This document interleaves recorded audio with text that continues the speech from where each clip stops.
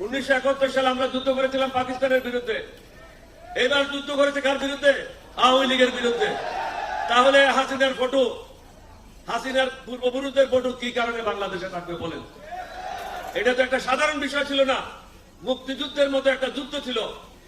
যারা দেখে নেয় এয়ার কন্ডিশনে ছিল তাদের জন্য এটা কিছুই ছিল না, যারা রাস্তায় ছিল, যারা দাম দিয়েছে তারাই বুঝেছে এটা কি ছিল।